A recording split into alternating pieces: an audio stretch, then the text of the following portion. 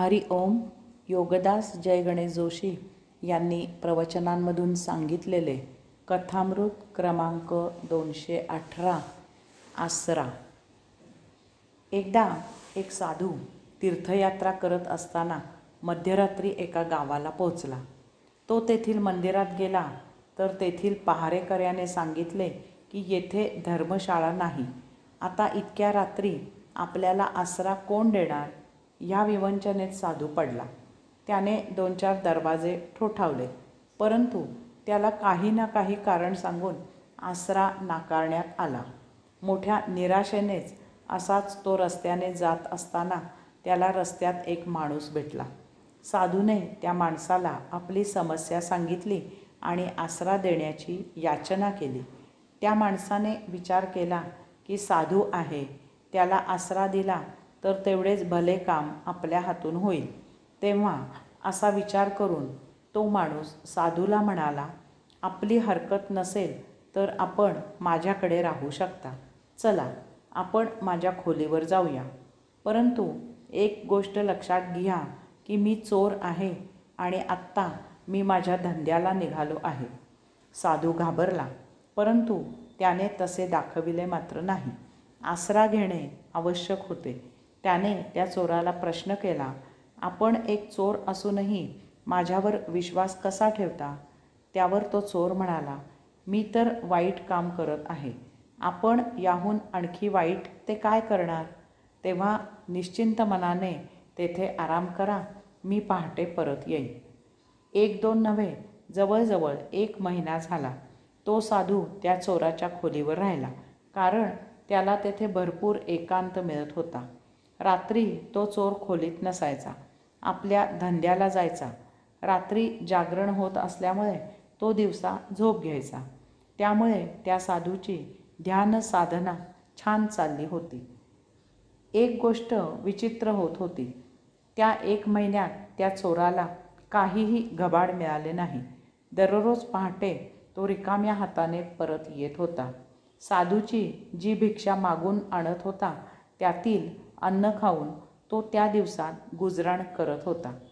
परंतु एक मोठी नवलाची गोष्ट म्हणजे त्या सबंध महिन्याभरात त्या चोराने कधीही निराशेचा एक शब्दही, एक चकार अवाक्षरही काढले नाही. नित्यनियमित तो चोरी करायला जात होता. दररोज तितकाच उदंड उत्साह असायचा. कधीही परमात्म्याबद्दल किंवा आपल्या नशिबाबद्दल तो उणेदुणे बोलत नसे. दररोज त्याच्याकडून तो पूर्ण क्षमतेने प्रयत्न करत होता. अपयश आले तर दुप्पट उत्साहाने चोरी करायला जात होता. त्या साधूला ह्याचे मोठे नवल वाटले. तो मनात म्हणाला की इतकी वर्षे साधना करून परमात्मा प्रसन्न होत नाही म्हणून आपण किती उदास होतो, परमात्म्याला किती दोष देतो. ते काही नाही या चोराकडून शिकले पाहिजे. त्या चोराने विचार केला की हा साधू किती सज्जन आहे, आपणही ह्याच्यासारखे केले पाहिजे. कथामृत 219 निंदा.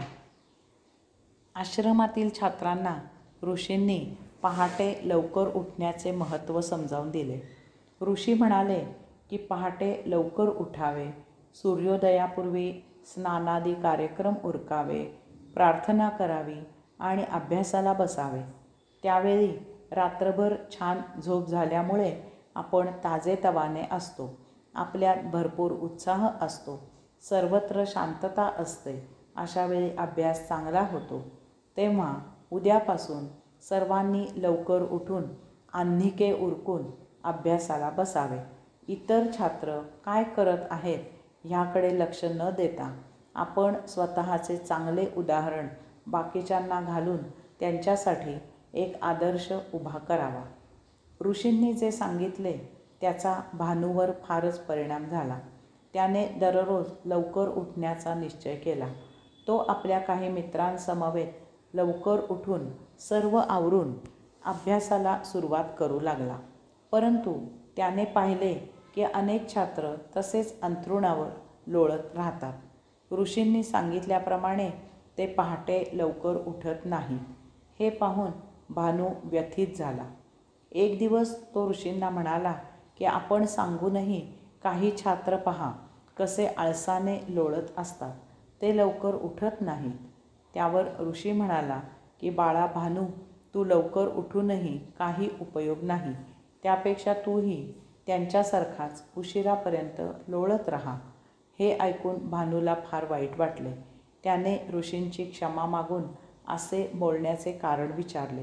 तेव्हा ऋषी म्हणाले की भानू, लवकर उठून तू स्वतःचा अभ्यास करायचे सोडून कोण कोण लवकर उठत नाहीत, कोण कोण आळशी आहेत ह्याचाच अभ्यास करत असतोस.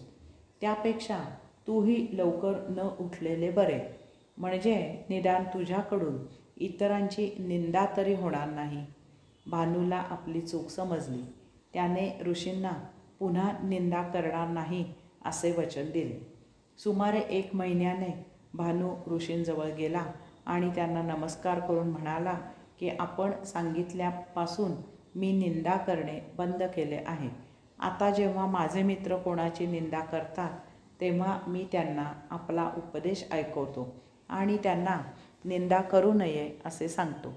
परंतु माझा एक मित्र माझ्या सांगण्याने निंदा करणे काही थांबवायला तयार नाही.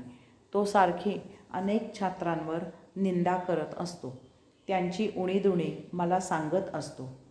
ऋषी भानूला म्हणाले, बाळा, तुला निंदा करू नये हे समजले तरीही ते अजूनही कृतीत उतरत नाही. आपल्या मित्राची कागाळी सांगून तू अजूनही निंदा करतच आहेस. बाळा, निंदा करण्याची वृत्ती नष्ट झाली पाहिजे, तरच त्याचा उपयोग होतो. हरी ओम.